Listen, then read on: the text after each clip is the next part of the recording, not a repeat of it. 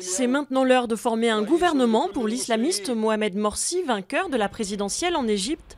Les chefs d'État du monde entier ont salué cette élection. L'Union européenne a souligné la nécessité pour le pays de respecter les droits fondamentaux. Israël appréhende pour sa part une éventuelle remise en cause du traité de paix avec l'Égypte.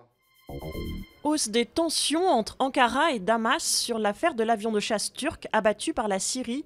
L'OTAN se réunit mardi pour discuter de cet incident. Réunis à Luxembourg, les ministres des Affaires étrangères de l'Union européenne ont décidé par ailleurs de nouvelles sanctions contre la Syrie. Vive inquiétude près de Bordeaux avec la disparition depuis samedi de 2 cousins âgés de 7 ans. Quelques 200 policiers et gendarmes sont mobilisés pour les recherches. À Toulouse, l'enfant de 4 ans qui avait disparu dimanche a malheureusement été retrouvé mort dans un lac près de son immeuble.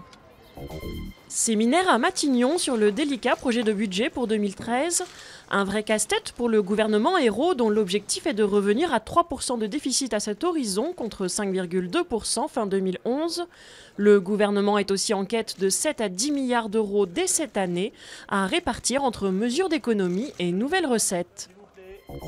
Heureux événement dans ce refuge en Indonésie avec la naissance d'un bébé rhinocéros de Sumatra.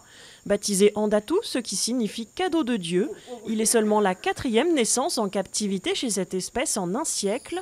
Le rhinocéros de Sumatra ne compte plus que 200 individus à l'état sauvage. Chassé pour ses cornes, l'animal est aussi gravement menacé par la déforestation.